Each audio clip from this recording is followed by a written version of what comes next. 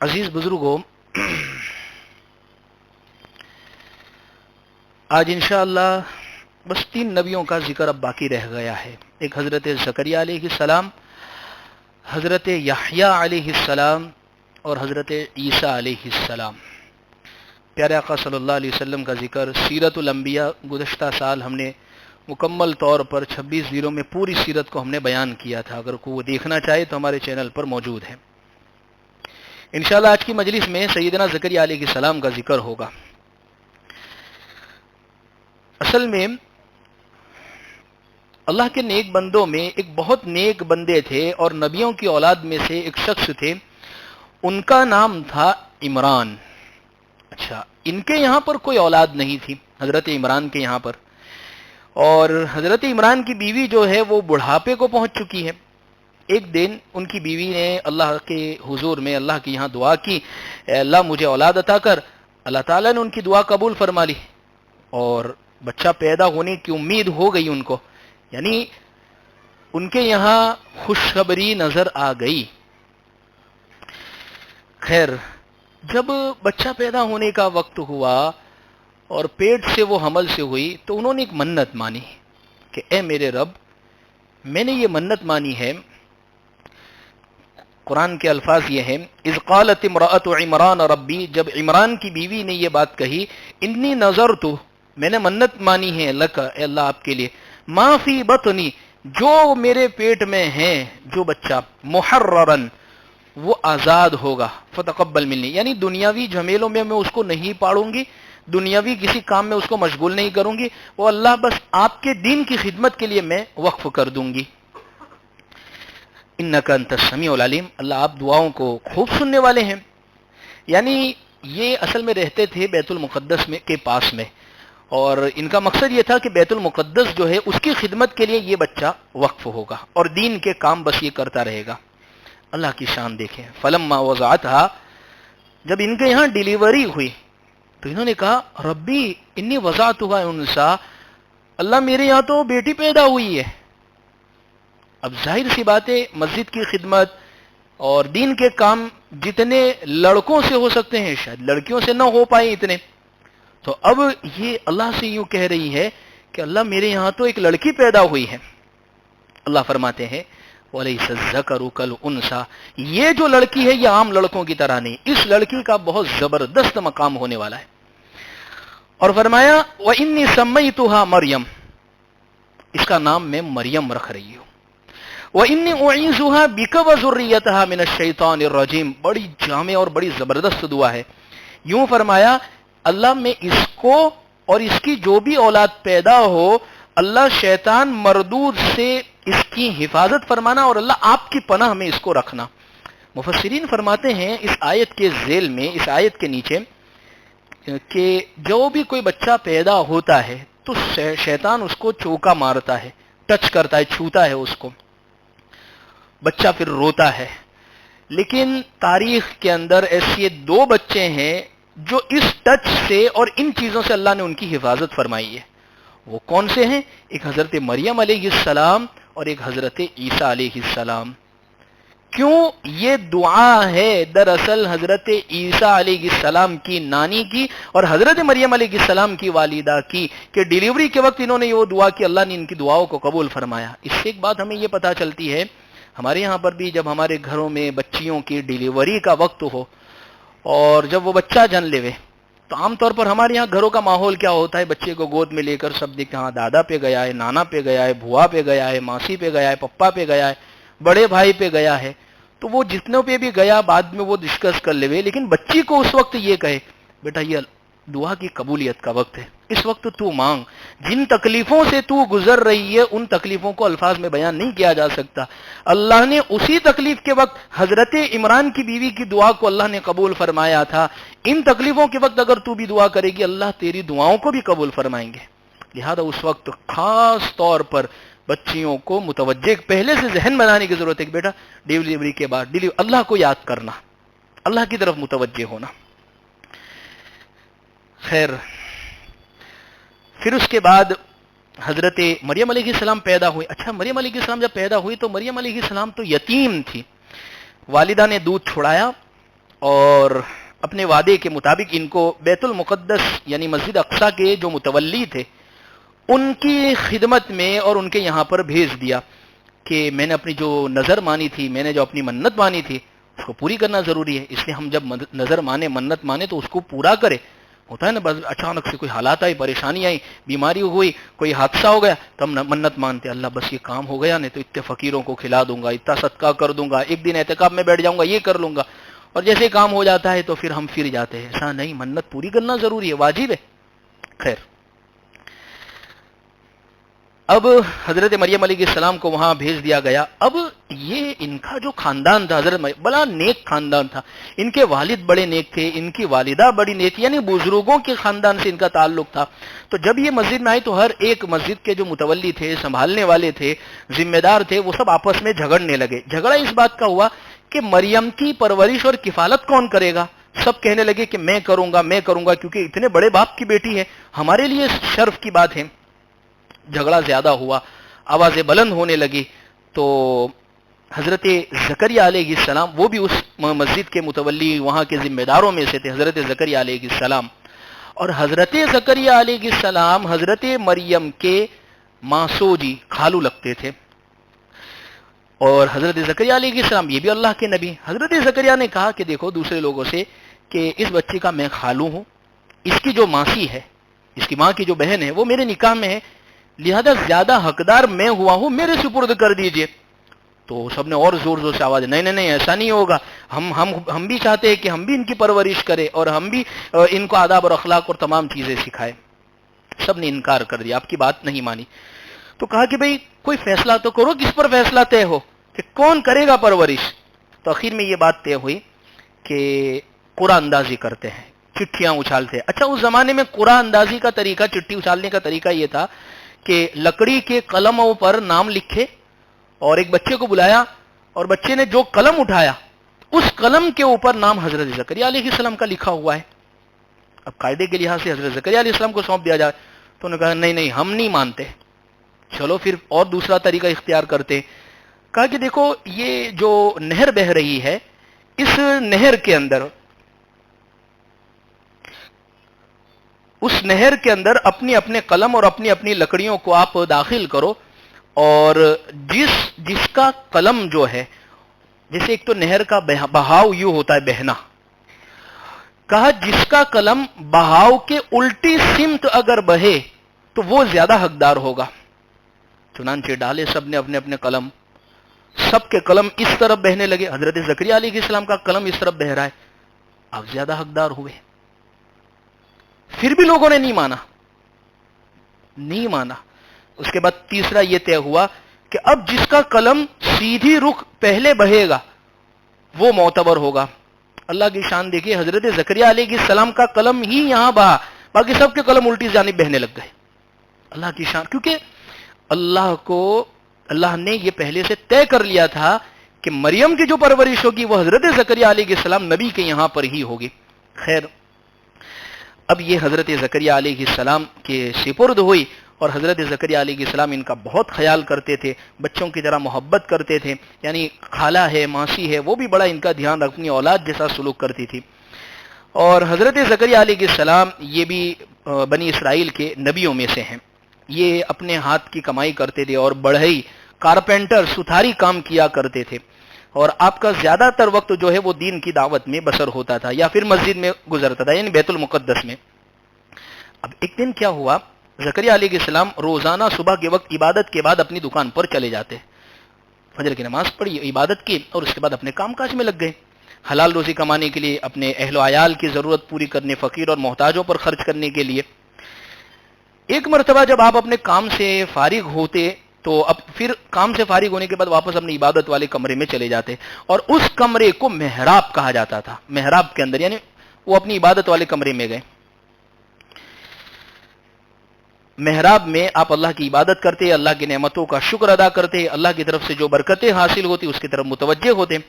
مریم علیہ السلام جب تھوڑی بڑی ہو گئی اور اچھی اور بری چیزوں میں ان کو تمیز ہونے لگی تو مسجد کے ساتھ ان کے لیے بھی ایک کمرہ بنا دیا گیا، اور سیدنا زکریا علیہ السلام کے علاوہ اس کمرے میں کوئی بھی داخل نہیں ہو سکتا تھا، جو حضرت مریم کا کمرہ تھا۔ حضرت مریم اس میں اللہ کی عبادت کرتی، خدمت کرتی، اور یہ تمام کام بہت اچھے طریقے پر انجام دیتی۔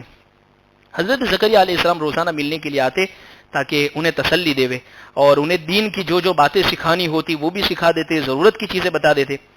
ایک دن آپ ملنے کے لیے محراب میں آئے، اور یہ وہ جگہ تھی جہاں وہ لوگوں سے الگ ہو کر بیٹھتی تھی، یعنی ایک تنہا ایک کمرے کے اندر۔ آپ نے جیسے کہ حضرت زکریا علیہ السلام وہاں پر داخل ہوئے تو آپ نے دیکھا کہ وہاں پر بہت سارے پھل پڑے ہوئے، فروٹس ہیں وہاں پر بہت سارے، اور حیران اس بات سے ہوئے کہ ایک تو فروٹ آئے اور دوسرے سیزنیبل بھی وہ فروٹ نہیں تھے، یعنی بغیر موسم کے وہ فروٹ اللہ نے ان کے محراب میں پہنچا دیے۔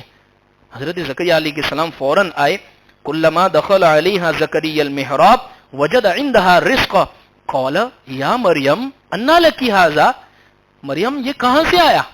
حضرت مریم علیہ السلام نے اتنا پیارا جواب دیا، قالت هو من عند اللہ، یہ اللہ کی طرف سے ہے، اور ان اللہ یرزق من یشاء بغیر حساب، اور اللہ جسے چاہتے ہیں بغیر حساب کے رزق عطا فرماتے ہیں، اللہ جسے چاہتے ہیں وہ اپنی طرف سے اللہ ان کو کھلاتے ہیں اور پلاتے ہیں۔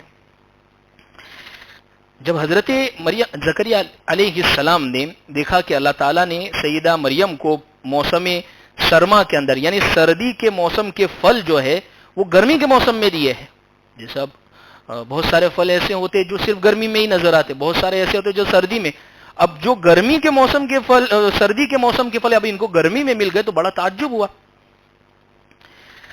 اسی وقت ان کو بھی، حضرت زکریا علیہ السلام کو بچے کی خواہش اور بچے کی تمنا ہوئی، حالانکہ حضرت زکریا کی عمر بہت ڈھل چکی تھی اور ان کی عمر بھی جو ہے کافی ہو چکی تھی، بال سفید ہو چکے تھے اور ہڈیاں کمزور ہو چکی تھی، بیوی ان کی بانجھ ہو چکی تھی، یعنی ظاہری طور پر اولاد ہونے کے کوئی آثار نظر نہیں آ رہے تھے۔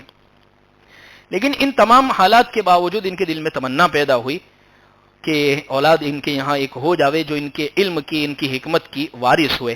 لہذا آپ اپنے محراب میں داخل ہوئے، نماز ادا کی، اللہ کے حضور میں التجا کی، اور سچے دل سے اللہ کے فضل اور کرم کا یقین رکھتے ہوئے دبے الفاظ میں یہ دعا کر رہے ہیں اللہ سے، ہنالک دعا زکریا ربہ۔ اللہ فرماتے ہیں یہاں زکریا علیہ السلام نے اپنے رب کو پکارا اور کیا کہا؟ ربی، اے میرے پروردگار، ہب لی من لدنک ذریۃ طیبہ، اے اللہ مجھے آپ کی طرف سے نیک اولاد عطا فرمائیے، پاکیزہ اولاد عطا فرمائیے۔ مجربات میں یہ بات لکھی ہے کہ اگر کوئی شخص کسی کے یہاں پر اگر اولاد نہ ہوتی ہو، اولاد نہ ہونے سے وہ پریشان ہو، اس دعا کا اگر اہتمام کرے گا، اللہ اس دعا کی برکت سے انشاءاللہ اس کے یہاں پر بھی اولاد عطا فرمائیں گے، کیونکہ نبی نے یہ دعا مانگی ہے۔ ہم کوئی کسی عام شخص کی دعا نہیں نقل کر رہے کہ بزرگ کی اور فلاں کی، نبی کی دعا ہے، یہ نبی والی دعا ہے، اور ظاہر سی بات اس کے آثار ہوں گے۔ کیا دعا ہے؟ رب ہب لی من لدنک ذریۃ طیبہ۔ کہاں ملے گی؟ یہ ملے گی آپ کو سورہ آل عمران کے اندر 38 نمبر کی آیت میں یہ دعا ہے، رب ہب لی من لدنک ذریۃ طیبہ۔ اس دعا کے پڑھنے کا اہتمام کریں۔ ایک اور بات یہاں ذہن میں رکھیں، دیکھیے دعا کی قبولیت کے کچھ موقع ہوا کرتے ہیں اللہ کے یہاں پر۔ ایک تو کچھ وقت ہوتے ہیں، بعض مرتبہ کچھ جگہ ہوتی ہیں، بعض مرتبہ کے اوپر اچانک سے کوئی ایسا ایمان تازہ کرنے والا واقعہ دیکھ لیا اور دل میں زبردست تڑپ پیدا ہو گئی، اس وقت اللہ سے بندہ مانگ لیتا ہے، اللہ اس کی دعاؤں کو قبول کر لیتے ہیں۔ جیسے اب دیکھیے، اب یہاں پر حضرت مریم کے یہاں پر بغیر موسم کے پھل ہے، اور یہاں پر بھی اولاد کے ہونے کا جو وقت ہے وہ چاہے گزر چکا ہے ظاہری طور پر، لیکن جب اللہ ان کو بغیر موسم کے پھل دے سکتے، کیونکہ اللہ مجھے بھی بغیر موسم کے، حالانکہ وقت گزر چکا ہے، اولاد نہیں عطا فرما، تو یہ ایک مانگنے کا ایک وقت ہوا کرتا ہے۔ لہذا پھر کیا ہوا؟ انک سمیع الدعاء، کہ اللہ آپ خوب دعاؤں کو سننے والے ہیں۔ فنادتہ الملائکہ، فرشتوں نے پکارا، وہو قائم یصلی فی المحراب، اور محراب نے کھڑے ہو کر جب یہ نماز پڑھ رہے تھے، ان اللہ یبشرک بیحییٰ، اللہ آپ کو یحییٰ نام کے بیٹے کی بشارت دیتے ہیں۔ نام بھی اللہ نے بتا دیا پہلے سے، آپ کو رکھنا بھی نہیں ہے نام بھی ہم رکھتے ہیں اس کا، کہ وہ یحییٰ ہوگا اس کا نام۔ حضرت زکریا علیہ السلام کو جب یہ خوشخبری ملی اور فرشتے نے جب یہ آواز دی ہے، बिकलिमतिन मिन अल्लाह व सय्यिदन व हसूरन व नबिय्यन मिन अस्सालिहीन। कितनी सारी सिफत हजरत यहया अलैहिस्सलाम की। कहा कि वो एक तो हजरत ईसा अलैहिस्सलाम की तस्दीक करेंगे, यानी वो बताएंगे कि एक सच्चे नबी आने वाले हैं। दूसरी बात, वो सरदार बनेंगे। तीसरी बात, वो नफ्स पर बड़ा जबरदस्त कंट्रोल रखने वाले होंगे। ये बहुत बड़ी चीज है। इंसान अगर शर्मगाह और पेट की हिफाजत कर ले तो बहुत बड़ा वली बन जाएगा। पेट में हलाल ग़िज़ा जावे और शर्मगाह यानी हराम काम न करे किसी भी तरीके पर, वो वली है इस दौर का जिसने ये दो चीजों को संभाल लिया इस दौर में। अल्लाह फरमाते हैं कि अल्लाह इनको नफ्स के जब्त रखने वाला, और एक और सिफत, अल्लाह इनको नबी बनाएगा। खैर, अल्लाह तो हर चीज पर कादिर है। जिस अल्लाह ने हजरत आदम अलैहिस्सलाम को बगैर माँ बाप के पैदा किया, हजरत हव्वा अलैहिस्सलाम को बगैर माँ के पैदा किया, और इसके अलावा हजरत ईसा अलैहिस्सलाम को बगैर बाप के पैदा किया, तो वो अल्लाह हर एतबार से कादिर है, किसी भी तरीके पर देने पर कादिर है।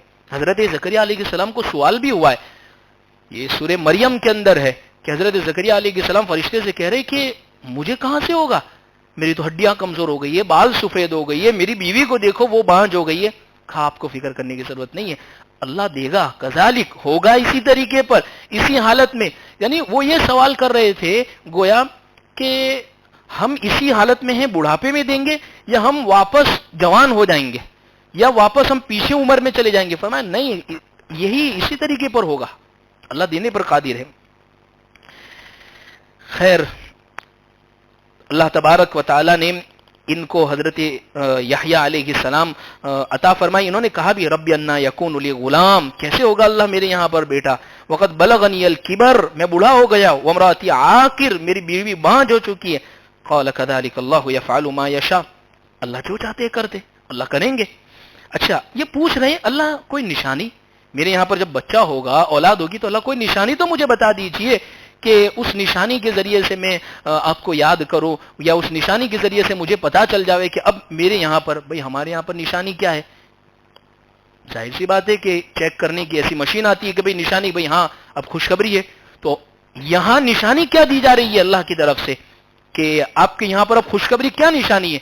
अल्लाह कुरान में फरमाते हैं रब्बी जाली आया, अल्लाह कोई निशानी, कौल आयतुका अल्ला तुकल्लिमन्ना सलासत अय्यामिन इल्ला रमज़ा, जैसे ही आपके यहां पर बच्चा होने की खुशखबरी का वक्त आ जाएगा तो आपका जो बोलना है वो बंद हो जाएगा ऑटोमेटिक। यानी आप बोलना चाहेंगे, आप बोल नहीं पाएंगे, 3 दिन तक सिर्फ इशारों से आप बात करने लगेंगे, और जब आप इशारों से बात करने लगे तो समझ जाए कि अब आपके यहां पर खुशखबरी का वक्त आ चुका है। उसी को कुरान मजीद में फरमाया, आपकी निशानी यह है कि आप तंदुरुस्त होने के बावजूद 3 दिन 3 रातों तक किसी से बात नहीं कर सकेंगे। यानी आपकी बीवी के यहां बच्चा पैदा होने की ये निशानी होगी, 3 दिन 3 रातें बात नहीं कर सकेंगे, हाँ इशारों से कर सकेंगे, और ये बीमारी की वजह से नहीं होगा, आप तंदुरुस्त ही रहेंगे। फिर एक दिन हजरत ज़करिया अलैहिस्सलाम ने बोलना चाहा लेकिन बोल नहीं सके। अब वो समझ गए कि अब उनके घर पर बच्चा पैदा होने के दिन आ गए हैं।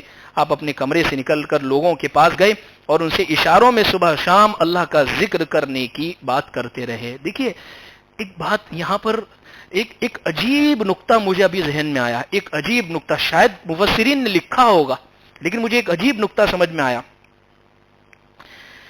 कि हजरत दीन की जो दावत है, जैसे रोजाना के हमारे ये कसस के बयान, ये भी दीन की दावत है। मैं कैसे दे रहा हूं, मैं बोल रहा हूं, आपके कानों तक बात पहुंच रही है, आप लोगों भी दीन की दावत अपने दोस्तों के ग्रुप में बैठकर अगर देते हैं, किसी को समझाते, बोल के देते, लेकिन अल्लाह न करे अगर किसी बोलने की ताकत चली जावे तो क्या उसके ऊपर से दीन का फर्ज अदा करना क्या खत्म हो जाता है? नहीं होता है।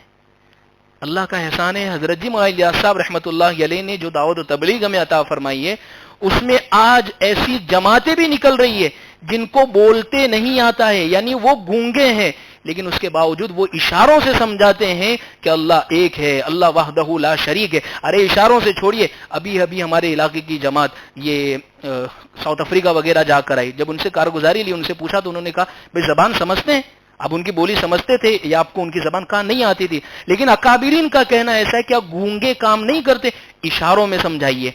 नबी हजरत ज़करिया अलैहिस्सलाम ने वो 3 दिन, जिन 3 दिनों में उनका बोलना बंद हो गया था, लेकिन दीन की दावत और अल्लाह का पैगाम उन्होंने बंद नहीं किया, अपने मेहराब से बाहर निकल कर आए اور لوگوں کو اشاروں میں سمجھایا اللہ کا ذکر کرو، نماز پڑھو، عبادت کرو۔ معلوم اس سے یہ بات ہوتی ہے کہ دین کا احکام اور دین کے کام پہنچانا دوسروں تک یہ کسی حال میں ہم سے چھوٹ نہیں سکتا ہے۔ کتنی بڑی بات ہے۔ خیر، کیا ہوا پھر ایک دن اللہ نے انہیں ایک خوبصورت بچہ عطا فرمایا۔ اس طرح انوکھی خوشخبری والا وعدہ پورا ہو گیا۔ بچے کا چہرہ چمک رہا تھا۔ نام اللہ نے بتا دیا، یحییٰ۔ اچھا، یہ نام پہلے ہی اللہ نے بتا دیا، اور اس نام کی خاص بات کیا تھی؟ اس سے پہلے دنیا نے یہ نام سنا ہی نہیں تھا۔ سب سے پہلے دنیا میں یحییٰ نام یہ حضرت یحییٰ علیہ السلام ہی کا پڑا ہے۔ اس کے بعد سب یحییٰ آئے ہیں دنیا کے اندر۔ اس سے پہلے یعنی یہ نام ہی اللہ نے دنیا والوں سے چھپا لیا تھا۔ لہذا اس طریقے کے اوپر اللہ تبارک و تعالی نے حضرت زکریہ علیہ السلام کو اولاد عطا فرمائی ہے۔ تو پھر اس کے بعد کیا ہوا کہ حضرت زکریہ علیہ السلام کے یہاں پر اولاد ہو گئی۔ اب یہ تو دین کے کام کے اندر مشغول ہو گئے اور اپنی بات کو پہنچانے لگے، لیکن تھے بنی اسرائیل یہودی، ان کو بہت ستایا، حتیٰ کہ وہ میں نے جو کہا تھا کہ بنی اسرائیل نے اپنے نبیوں کو قتل کیا، تو کون سے نبی قتل ہوئے؟ یہ حضرت زکریہ علیہ السلام کو ان لوگوں نے قتل کر دیا۔ ایک مرتبہ دین کی دعوت دے رہے تھے، یہودیوں نے یہ ٹھان لی کہ ہم ان کو قتل کر دیں گے۔ ایک دن وہ سب آئے ان کو مارنے کے لیے، حضرت زکریہ علیہ السلام وہاں سے بھاگ نکلے اور ایک درخت کے اندر جا کر پناہ لی۔ یہودیوں کو معلوم ہوا کہ زکریہ اندر ہے، تو انہوں نے آرے سے اس درخت ہی کو کٹوا دیا۔ اللہ کی پناہ، یعنی نبیوں کے ساتھ ان لوگوں نے اس طریقے کا اوپر سلوک کیا ہے۔ خیر، تو یہ حضرت زکریہ علیہ السلام کا قصہ تھا، اور اس قصے کی سب سے بڑی خاص بات یہ ہے کہ نا امیدی جو ہے نا وہ کفر ہے۔ اللہ سے کسی حال میں نا امید کبھی بھی نہیں ہونا چاہیے، مالی اعتبار سے، اولاد کے اعتبار سے، گناہوں کے اعتبار سے کبھی بھی نا امید اللہ کبھی بھی عطا فرما دیتے ہیں۔ تو 3 دعائیں آج کے اس درس میں ہمیں خاص طور پر ذہن میں رکھنی ہے۔ ایک تو حضرت مریم علیہ السلام والی دعا جو میں نے آگے پہلے ذکر کر دیا آپ کے سامنے۔ دوسری دعا کہ جب اولاد اللہ سے مانگے تو یہ دعا پڑھے، رب ھب لی من لدنک ذریۃ طیبہ۔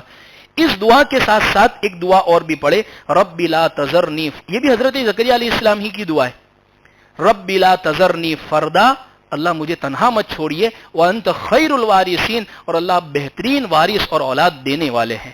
ان 2 دعاؤں کا اگر کوئی اہتمام کرے گا انشاءاللہ اللہ اس کے یہاں پر بہت جلد اولاد عطا فرمائیں گے۔ اچھا، اولاد میں بھی حضرت زکریہ علیہ السلام نے صرف اتنا نہیں کہا رب ھب لی من لدنک ذریہ، اللہ مجھے بس اولاد دیجئے۔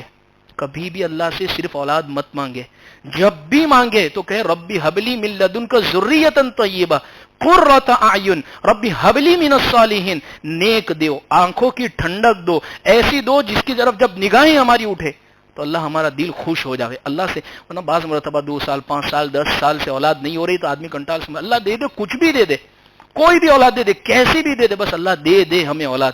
لیکن جب وہ ایک ہوتی ہے، درد سر ہوتی ہے، پھر وہ کہتے ہیں کہ کاش تو نہ ہوتا تو ہی اچھا رہتا۔ اس سے بہتر یہی ہے کہ اللہ سے جب بھی مانگے نیک اولاد مانگے۔ اور 19ویں پاری کی میں ایک اور دعا آپ کو بتا دوں، ربنا ھب لنا من ازواجنا وذریاتنا قرۃ اعین واجعلنا للمتقین اماما۔ 19واں پارہ سورہ شعراء، سورہ فرقان کی 74 نمبر کی آیت ہے۔ اس آیت میں ہے کہ اس آیت کی خاص بات یہ ہے کہ جب کوئی بندہ ہر نماز کے بعد 3 مرتبہ اس دعا کا اہتمام کرے گا، اللہ اس کی اولاد کو بھی اور اس کے گھر والوں کو بھی، اس کی بیوی بچوں کو بھی اللہ اس کی آنکھوں کی ٹھنڈک بنائیں گے۔ آنکھوں کی ٹھنڈک کا کیا مطلب؟ اس کو دیکھیں گے تو دل میں ٹھنڈک اور سکون پہنچے گی، ورنہ بعض ماں باپ اولاد سے اتنے پریشان کہ وہ آ کے بیٹھ جاتے تو ان کا درد سر ہونے لگ جاتا ہے کہ پتہ نہیں ابھی ہمیں یہ ڈانٹے گا، پتہ نہیں ابھی ہمیں یہ آنکھ دکھائے گا، پتہ نہیں ابھی ہمارے ساتھ یہ بدتمیزی کرے گا۔